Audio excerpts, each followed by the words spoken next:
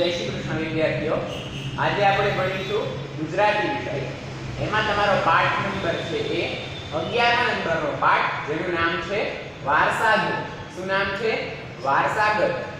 તો એ વારસાગત નામનો જે પાઠ છે એના લેખક છે દુર્ગેશભાઈ ઓઝા. કોણ છે? દુર્ગેશભાઈ ઓઝા. તો આપણે લેખકનો પરિચય અને પાઠની પ્રસ્તાવના ભૂમિકા જે છે તે જોઈએ. તો લેખકનું નામ છે દુર્ગેશ ભાસ્કરરાય ઓઝા. નું જન્મસ્થળ પોરબંદર છે. તો કે એમનું જન્મસ્થળ જે છે એ ક્યાં જન્મ્યા હતા? પોતે ક્યાંના હતા? પોરબંદરના હતા. અને પોતાનું જન્મસ્થળ પણ પોરબંદર જે છે તે છે, જેને સંસ્કૃતમાં પ્રંદાપુરી કહેવામાં આવે છે. પ્રંદાપુરી પોરબંદર હતી. તો એમનો જન્મ થયો છે તે 6/3/1965 માં એમનો આ દુર્ગેશભાઈ ઓઝાનો જન્મ થયો છે અને એમનું જન્મસ્થળ છે પોરબંદર. હાલ તેઓ સિન્ડિકેટ બેંક પોરબંદરમાં કાર્યરત છે. એટલે કે હાલ અત્યારે તે પોતે જીવંત જ છે, પણ એ ક્યાં છે? તો કે સિન્ડિકેટ બેંક જે છે તે બેંક પોરબંદરમાં પોતે કાર્યરત છે. એટલે કે બેંકમાં પોતે કામ કરે છે, નોકરી કરે છે. વિવિધ સામયિકો અને વર્તમાન પત્રોમાં તેમના લેખો પ્રકાશિત થયેલા છે. તો કે વિવિધ અલગ અલગ સાહિત્ય સામયિકો એટલે કે અલગ અલગ છાપાઓમાં અને વર્તમાન પત્રોમાં, સામયિકો એટલે કે મેગઝીનમાં, અને વર્તમાન પત્રો એટલે કે છાપાઓમાં, મેગઝીનમાં અને છાપાઓમાં, સામયિકોમાં અને વર્તમાન પત્રોમાં એમના લેખો પ્રકાશિત થયેલા છે. તો કે એમના ઘણા ખરા લેખો જે છે એ પ્રકાશિત પોતે થયેલા છે. અક્ષત તેમનો લઘુકથા સંગ્રહ છે. અક્ષત નામની એમણે પોતે લઘુકથાઓનો એક સંગ્રહ રચ્યો છે. અને ખેલ તે વાર્તા સંગ્રહ પણ પ્રકાશિત થયેલો છે. તો કે એમને વાર્તા સંગ્રહ પણ છે, જેમાં ઘણી બધી વાર્તાઓ આપેલી છે. એનું નામ છે તો કે ખેલ એવું નામ છે. અને એ જે છે એ દુર્ગેશભાઈ ઓઝાનો વાર્તા સંગ્રહ છે. શું છે? ખેલ. તો ટીવી સિરિયલોમાં અભિનેતા તરીકે અને સંગીતના કાર્યક્રમોમાં ગાયક તરીકે જાણીતા છે. દુર્ગેશ ઓઝા જે છે એ પોતે ટીવી સિરિયલોમાં એટલે કે ટીવીમાં જે ધારાવાહિકો આવતા હોય છે, સિરિયલ આવતી હોય છે, એ ટીવી સિરિયલોમાં પોતે અભિનેતા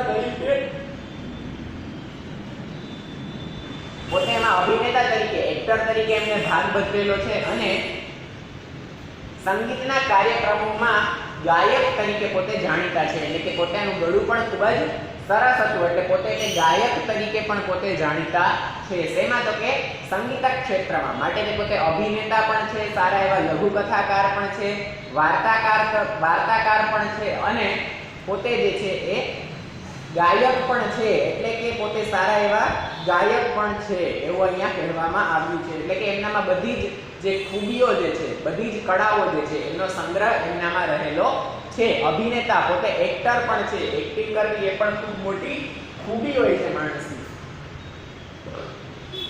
આગળ જોઈએ, લઘુકથા સાહિત્ય પ્રકારમાં લાઘવ અને અંતે આવતી ચોંટનું અત્યંત મહત્વ છે.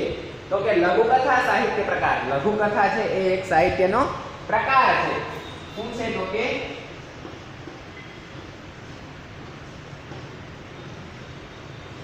લઘુકથા જે છે એ સાહિત્ય પ્રકાર છે. શું છે? સાહિત્ય પ્રકાર.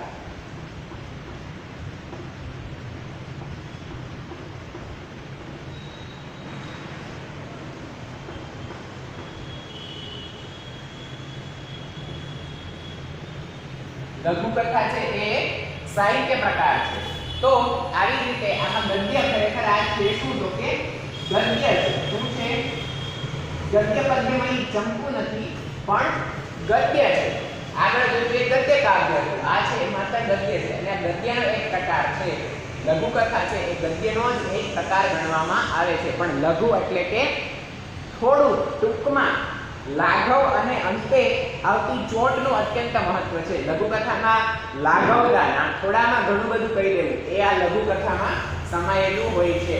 તો થોડામાં ઘણી બધી આખી વાર્તા પૂર્ણ કરી દેવી, અને અંતે આવતી ચોટ એટલે કે અંતે થોડું જે છે એનું ક્લાઇમેક્સ જે છે થોડો બદલાઈ જાય છે, અંત્ય જે હોય છે થોડું બદલાઈ જાય છે, અને પોતે જે છે એ માહિતગાર પ્રેરક પણ હોય છે.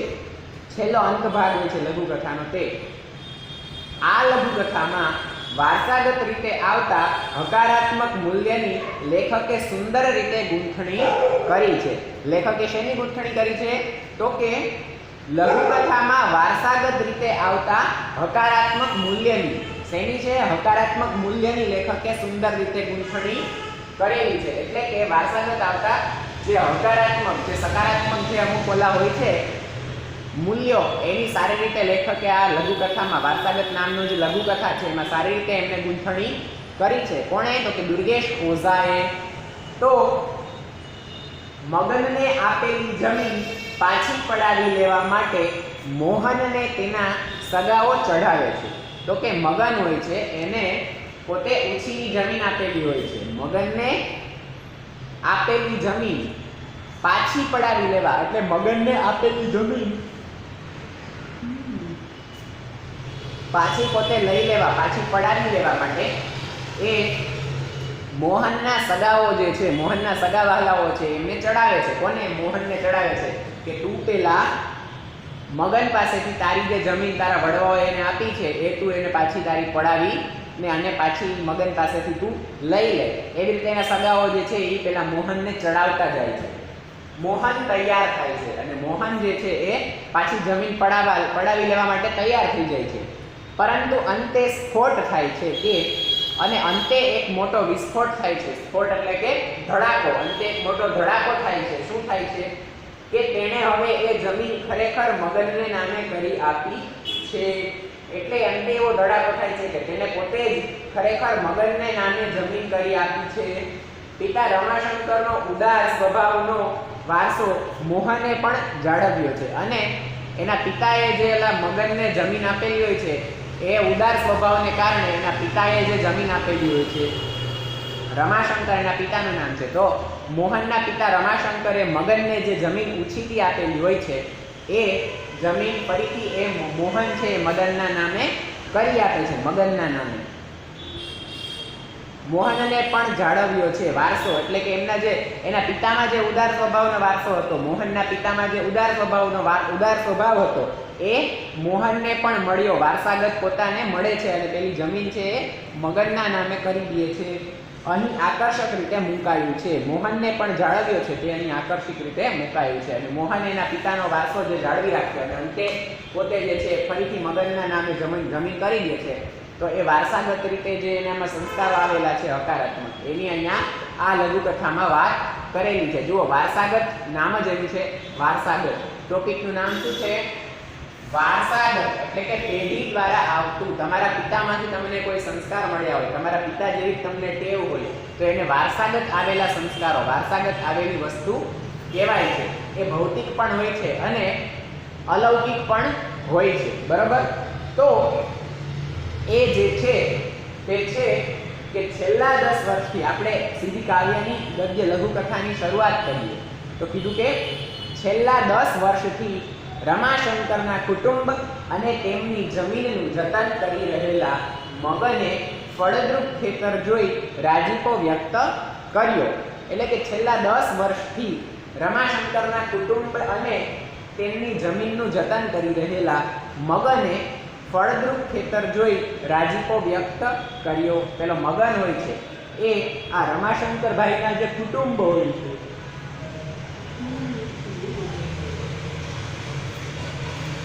મગન જે છે એ પોતે રમાશંકરભાઈ જે છે એટલે કે આ મોહનના પિતા એ રમાશંકરભાઈનો નોકર હોય છે અને પોતે જે છે એના કુટુંબની સેવા કરતો હોય છે. અને રમાશંકરભાઈએ એ મગનને નામે થોડીક જમીન, થોડુંક ખેતર જે છે એ આપેલું હોય છે. એટલે એ મગન છે એ પોતે રાજીપો વ્યક્ત કરે છે કે મારા માલિકે તો મને આટલું બધું ખેતર આપ્યું અને મને સરસ રહેવા માટે બધી જગ્યા આપી અને એ જમીન, ખેતર જે છે એ ફળદ્રુપ પણ હતી, એટલે કે સારો એવો પાક ઉપજાવતી હતી. તો એનો જે રાજીપો થયો એ પોતે વ્યક્ત કર્યો. ટાઢ, તડકો કે વરસાદ કશુંય ગણકાર્યા વિના તેણે દર વર્ષે ફળો, શાકભાજી અને અનાજનો મબલક પાક ઉપજાવી અઢળક કમાણી કરાવી આપી હતી. અને પેલો જે મગન જે છે એને શું કર્યું તો કે ટાઢની પણ એ પેલી ઓલી ન કરે, તડકાની પણ ઓલીનો દરકાર ન કરે, વરસાદની પણ દરકાર ન કરે, ત્રણેય મોસમમાં એટલે કે 12 માસમાં પોતે જે છે કડી મહેનત કરી અને એકદમ ખંતથી પોતે જે પેલું ખેતર હોય છે આપેલું એનું ખૂબ જતન કરે છે. તેણે દર વર્ષે અને કશું જ ગણકાર્યા વિના, પોતે બીમાર હોય કે ગમે તે હોય પણ એ મગન છે એ કંઈ પણ ગણકાર્યા વિના રોજ ખેતરે કામને લાગી જતો અને પોતે શું શું ઉત્પાદન કરે છે તો કે ફળો, શાકભાજી અને અનાજોનો મબલક પાક ઉપજાવી, એટલે પોતે જે છે એ એક ખેતરમાં ઘણા કેટલા બધા ફળો ઊભા કરે છે. પોતે જે છે એ ખેતરમાં અનાજ ઘણું બધું ઊભું કરે છે સારું એવું, અને શાકભાજી પણ ઘણા ખરા જ એ ખેતરમાં ઊભા કરે છે, ઉગાડે છે અને એ બધા જે છે એને ઉપજાવે છે સારી રીતે એવા એને જે છે ઉપજાવે છે અને એને અઢળક કમાણી કરાવી આપે છે. પેલા શેઠ જે હોય છે એને અઢળક કમાણી, સારી એવી કમાણી કરાવી આપે છે. મબલક એ ખેતર જે છે એ પેલા મગનને સારી એવી કમાણી કરાવી આપે છે.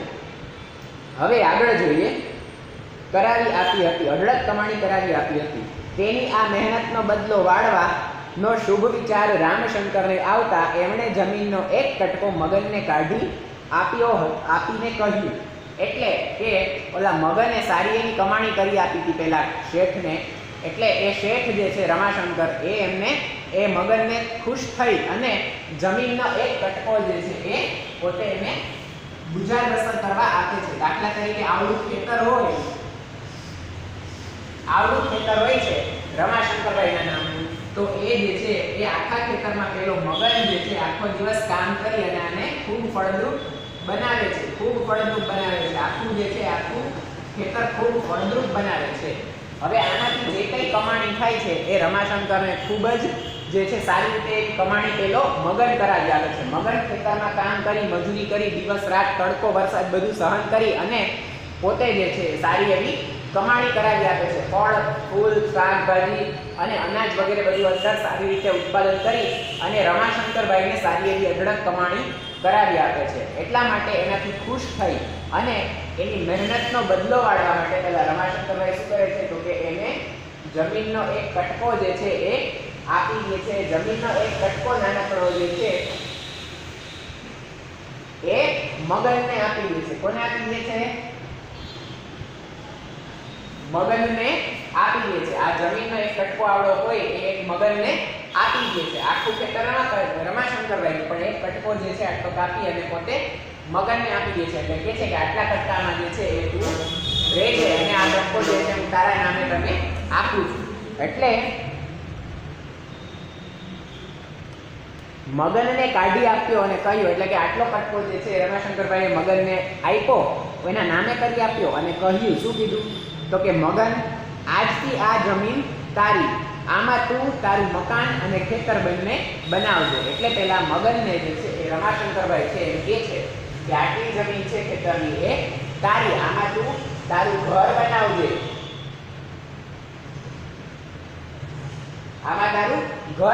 અને બાકી જમીન વધે એમાં તું ખેતર કરી અને પોતે કમાજે અને સારી રીતે એની જે છે ઉપજ કરજે. એટલે આટલી જમીનમાં પોતે એને આખો જમીન એને આટલી આપી અને કીધું કે અંદર તું ઘર બનાવજે અને ખેતરમાં ખેતી કામ કરી અને તારું ગુજરાન ચલાવજે.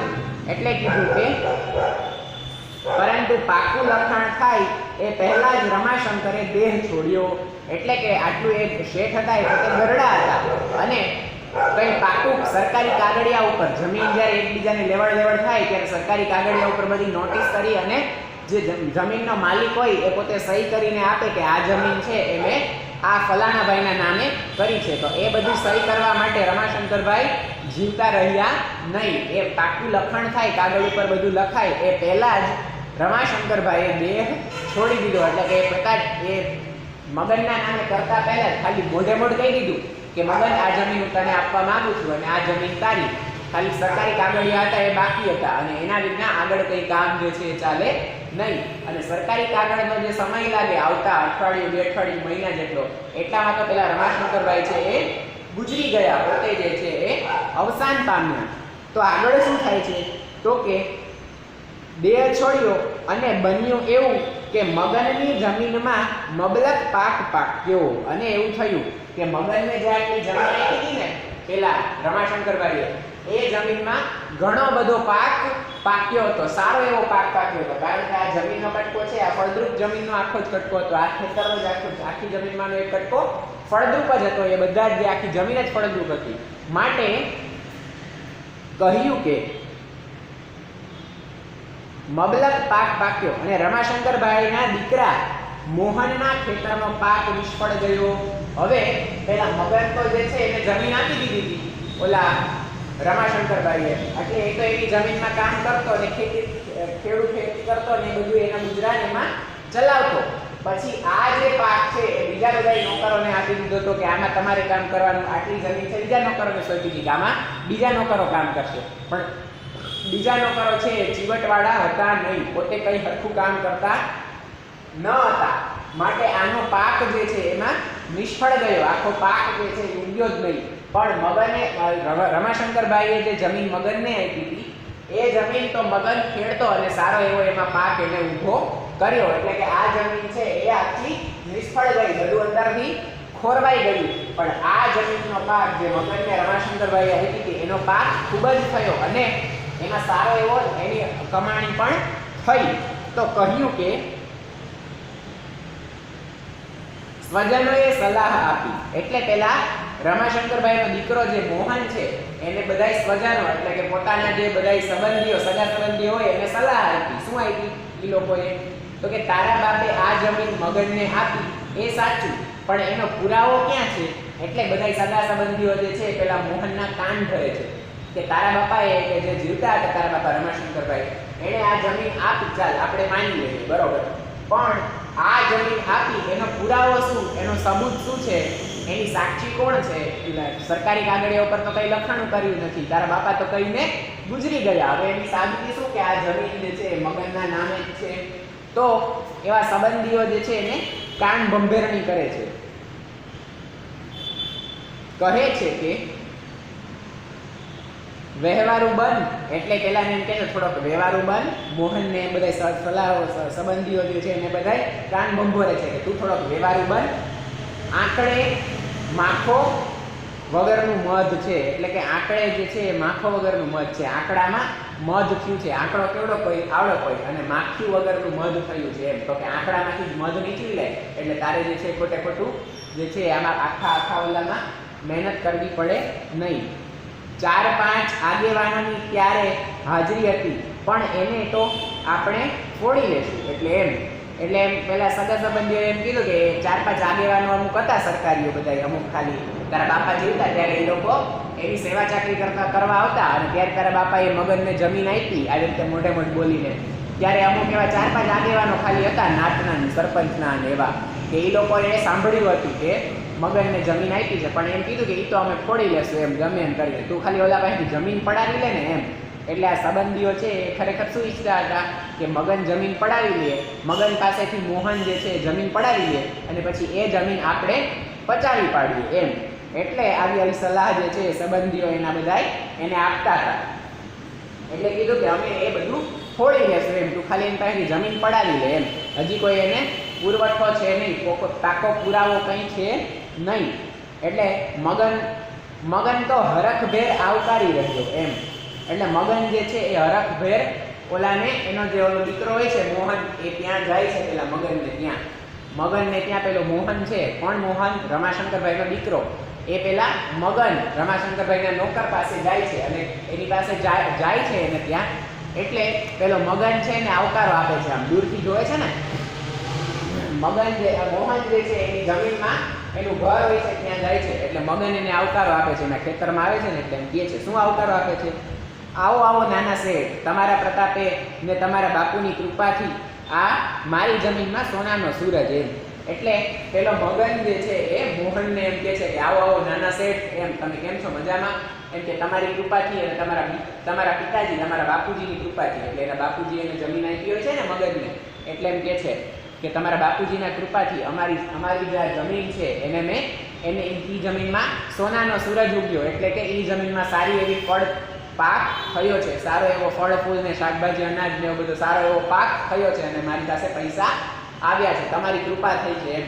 એટલે કે તમે જો જમીન ન આપી હોત તો મારી પાસે કશું જ હોત નહીં. એટલે મગન જે છે એ મોહનનો અને એના બાપુજી, મોહનના બાપુજી રમાશંકરભાઈ એના શેઠનો બંનેનો આભાર વ્યક્ત કરતા આવા વાક્યો બોલે છે.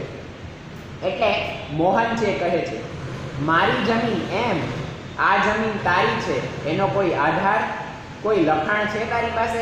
એટલે પેલો મગન જે છે, એટલે મોહન જે છે એ મગનને એમ કહે છે કે તું એમ કહેશ કે તારી જમીનમાં સોનાનો સૂરજ ઉગ્યો એમ, એટલે કે આ જમીન તારી છે શું? એની પાસે તારી પાસે કોઈ એવો પુરાવો છે કે આ જમીન તારી છે, તને કોઈ લખી આપી છે એમ? આ જમીનનું આખું ખેતર, આ જમીન આટલી જેટલી છે એ બધી તો મારી છે, મારા બાપુજીની છે. તારી પાસે કોઈ લખાવો કે પુરાવો એની તારી પાસે છે, લખાણ છે તારી પાસે એમ?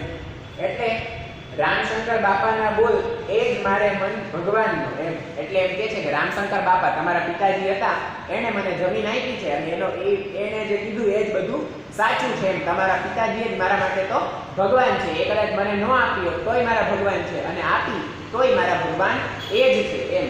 એટલે પેલો મોહન છે એમ કહે છે એ ન ચાલે, આ જમીન તારી નથી, શું સમજ્યો? એટલે પેલો મોહન છે એ પેલા મગનને એમ કહે છે કે એવું ન હાલે કે તું તો ગમે એ કહી દે, મારા બાપા તો ગમે એ કહી દે, એ તો ગુજરી ગયા એમ, હવે મારું અહીંયા હાલે છે એમ. એટલે તું એમ, તારી પાસે કોઈ પુરાવો નથી તો આ જમીન તારી ગણાશે નહીં. એટલે એમ કે એમ કંઈ ન ચાલે એમ, આ જમીન તારી નથી એમ, સમજ્યો એમ? આ જમીન તારી નથી, તું સમજી ગયો એમ? લે આ કાગડો ને કર સહી, લે આ કાગળો અને કર સહી એટલે છેડો ફાટે એમ.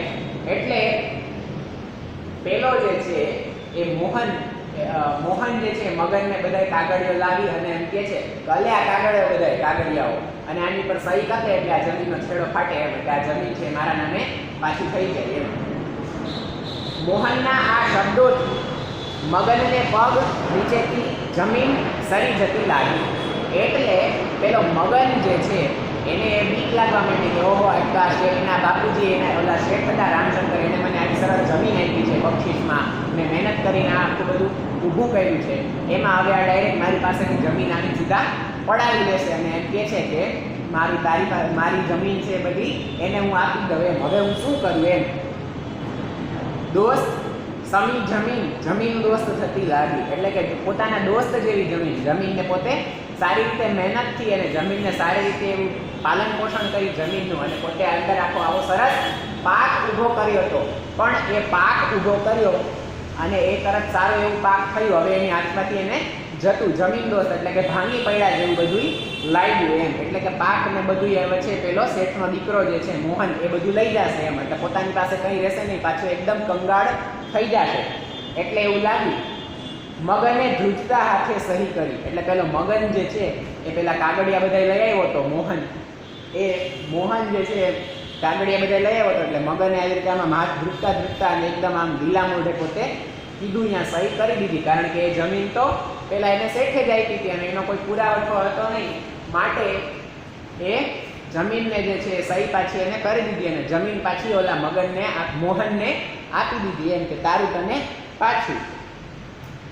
મોહને કાગળો આંચકી લીધા. એટલે કે મોહને તરત જે છે મગનના હાથમાંથી આમ સહી કરી દીધી, તરત આમ કાગળ ખેંચી લીધા કે લાવ પાછા એમ, જલ્દી આમ ભીખમાં કે પાછું ત્યાં કાગળો લખી ન નાખે એમ. એટલે એ સરકારી કાગળો આંચકી લીધા, ખેંચી લીધા, સહી કરી નાખી. એટલે મોહને મગન પાસેથી કાગળિયાઓ બધા લઈ લીધા, સહી થઈ ગઈ. એટલે સ્વજનો અટ્ટહાસ કરી રહ્યા. એટલે કે એના સ્વજનો જે છે બધા, પેલા મોહનના બધા જે એની સાથે સગા સંબંધીઓ આવ્યા હતા કાગળ લઈને સહી કરાવવા, એટલે મગન પાસેથી જમીન લઈ ગઈ. એટલે મોહનના બધા જે સંબંધીઓ સગાઓ હતા એ બધા હસવા માંડ્યા કે લે જતી રહી ને જમીન એમ. બહુ ઊંચા કરતો હતો ને કે મને તો શેઠે જમીન આપીને આમ કરી તેમ કરી, મેં મહેનત કરીને બહુ કહેતો હતો ને, હવે લે તારી જમીન વહી ગઈ એમ. એટલે એ બધા સગા સંબંધીઓ ભેગા થઈ અને મોહનને મનમાં ઝેર ભરી દીધું. સમજ્યા? મોહન બોલી ઉઠ્યો. એટલે મોહન છે એ પોતે બોલી ઉઠ્યો. એ લોકો અટ્ટહાસ્ય કરવા માંડ્યા સ્વજનો એના. એટલે મોહન બોલી ઉઠ્યો, હવે કામ પૂરું, હવે તારી પાસે કોઈ સાબિતી નહીં માંગે. એટલે મૂરખ, આજથી આ જમીન કાયદેસરની તારી થઈ ગઈ, લે સાચવ આ તારો દસ્તાવેજ. એટલે ખરેખર શું થાય છે, પેલો મોહન જે છે એ મોહન સરકારી કાગળમાં એવું લખાવીને લાવ્યો હોય છે કે આ જમીન બધી જે છે એ બધી જ આટલી જે જમીન મારા બાપાએ આપી છે એ બધી જમીન મગનને હું આપું છું એવું લખાવીને આવ્યો હતો અને પહેલા મગનની પાસે સહી કરાવી દીધી.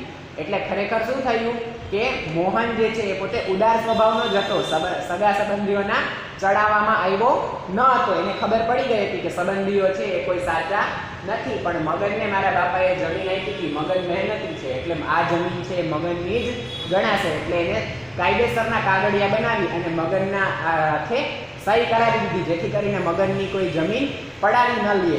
એટલે મગનને કહે છે કે હાલે મૂરખ, હું તો તારી પાસે કંઈ લેવા કરવા નહોતો આવ્યો, આ તો હું તારી પાસે પાકા કાગળિયા, સાચા કાગળિયા લાવી અને એનો જમીનનો દસ્તાવેજ છે તું સાચવી રાખ, અને જેનાથી તું કોઈ બીજાને કહી શકીશ કે આ જમીન છે મારી જ છે, જુઓ આ દસ્તાવેજ એમ. એટલે આ જમીન આજથી આ જમીન કાયદેસરની તારી. એટલે એમ કીધું કે હવે આ જમીન જે છે આવડી આ જમીન મારા પપ્પાએ જે તને જમીન આપી હતી મારા બાપુજીએ, એ જમીન તારી કાયદેસરથી, એમ કે સરકારી કાગળિયા સરકારના ચોપડે ચડી ગઈ અને આ જમીન છે હવે હંમેશા માટે તારી જ છે એમ કરી અને પેલો મોહન જે છે એને સાંત્વના આપે છે કે તું ચિંતા ન કરે, હવે આ પાકા દસ્તાવેજ તારા નામે મેં કરી આપ્યા છે. સ્તબ્ધ સ્વજનોએ પ્રશ્નસૂચક નજર માંડી એટલે મોહને હડસેલતા કહ્યું, હું રમાશંકરનો દીકરો છું એમ. એટલે કે ઓલા બધા એના સ્વજનો હતા એ જે જોશથી હસતા હતા અને ઓલા મગનની ઉપર હસતા હતા એ બધા એકદમ બંધ થઈ ગયા અને આવી રીતે આમ કરીને ઓલા મોહનની સામે બધા જોવા માંડ્યા કે આ શું કર્યું એમ, કે આવી રીતે એને જમીન ક્યાં આપી દીધી એમ, અમે તને કીધું હતું તને કે ન આપતો જમીન એમ. એટલે પેલો મોહન જે છે એમ કે છે કે મને કોઈ પણ પ્રકારનો મોહ નથી એમ, જમીન પ્રત્યે મને એવો ખોટો મોહ નથી, હું રમાશંકરનો દીકરો છું. એટલે એમ કે મારા પપ્પાએ જો આવું સરસ દાન કર્યું હોય આ મજૂરને, આ મહેનતી માણસને, તો આટલું તો મારામાં બને ને કે એટલે હું કમસે કમ એના માટે સરકારી દસ્તાવેજ લઈ આવી અને કાયદેસરની જમીન એના નામે કરી દીધી. એટલે એમ કે હું રમાશંકરનો દીકરો છું, જે દાનવીર હતા, માટે હું પણ એના પગલે અનુસરું છું. એટલે એમ કીધું કે હું રમાશંકરનો દીકરો છું એમ, રામશંકરનો દીકરો છું એમ. એટલે અહીંયા વાર્તા ઉપરથી એ બોધ મળે છે કે વારસાગત આવેલા સંસ્કારો જે છે એ મોહનમાં પણ હતા, માટે આપણે હંમેશા જે છે સારા સંસ્કારો અને સારી રીતે આપણે હંમેશા બીજા તરફ વર્તન રાખવું જોઈએ. અને મહેનતી માણસને જે હંમેશા જે છે આદર સન્માન અને એમનું આદર ભાવ રાખવો જોઈએ અને મહેનત હંમેશા કરતું રહેવું જોઈએ, જેનાથી મગનની જેમ આપણને પણ સારું ફળ મળે માટે. બરોબર? તો બધાને જય શ્રી કૃષ્ણ. અહીંયા આપણો આજનો આ જે પાઠ છે એ પૂર્ણ થાય છે. થોડા સમાનાર્થી શબ્દો જોઈએ, અંદર આપેલા છે, જુઓ.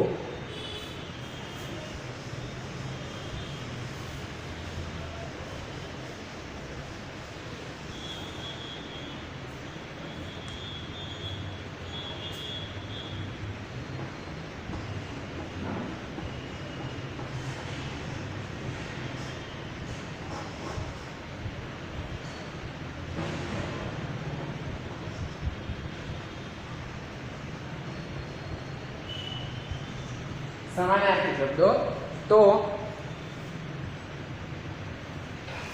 કીધું કે જતન, તો જતન એટલે શું છે? સંભાળ.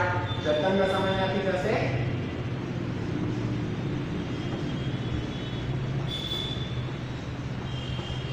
સંભાળ, એટલે કે કાળજી. સંભાળ, કાળજી, આ જતન એટલે થશે સંભાળ, કાળજી એમ. પછી કીધું કે રાજીપો એટલે કે ખુશી. રાજીપો શું થશે? ખુશી.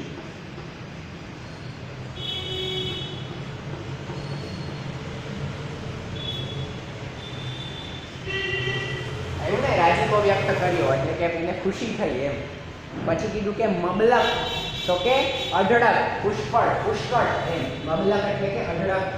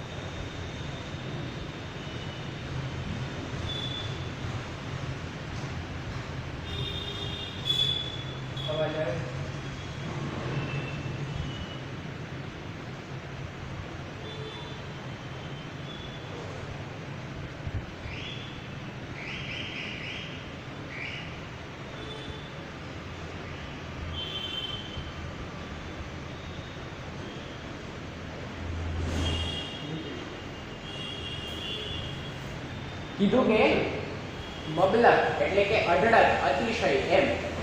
એ તમારું ક્લિયર માગે છે. અઢળક, મબલક, અતિશય. તો મબલક નો અર્થ થશે પુષ્કળ, અઢળક, અતિશય. આ બધા એમના સમાનાર્થી શબ્દો છે. આ બધા એના પર્યાયવાચી શબ્દો છે. બરોબર. આગળ જોઈએ તો કે સ્તબ્ધ એટલે કે આશ્ચર્યચકિત. સ્તબ્ધ થઈ ગયો. આપણે કહીએ ને સ્તબ્ધ એટલે કે આશ્ચર્યચકિત પોતે થઈ ગયો. સ્તબ્ધ થઈ ગયો, આશ્ચર્યચકિત થઈ ગયો. કોણ? મગન.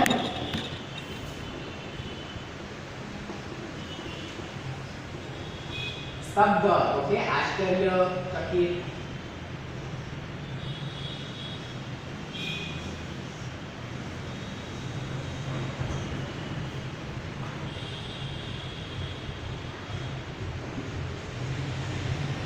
સ્તબ્ધ એટલે કે આશ્ચર્યચકિત થઈ ગયું એમ.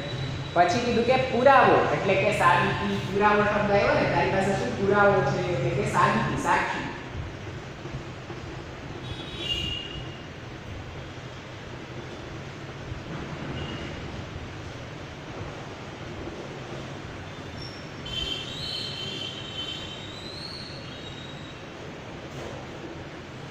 સાબિતી શું છે? સાબિતી. બરોબર.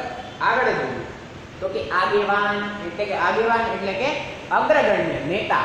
શું થાય? આગેવાન એટલે નેતા, અગ્રગણ્ય.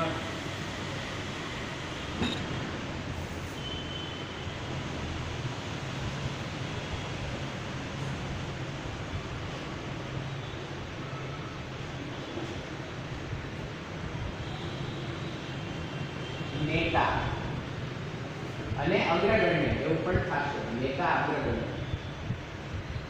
અગ્રણી એમ કહીએ ને, અગ્રણી.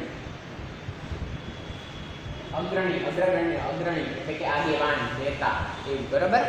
તો અહીંયા તમારે સમાનાર્થી શબ્દો જે મેં આપ્યા છે બધા એ તમારે લખીને લાવવાના રહેશે. અને ફરી એકવાર સારી રીતે લઘુકથા એ છે વાંચી અને લાવવાની રહેશે. અને સમાનાર્થી શબ્દો તમારે આગળના હોમવર્કમાં લખીને લાવવાના રહેશે. આ તમારું હોમવર્ક છે. બરોબર. બધાને જય શ્રી કૃષ્ણ.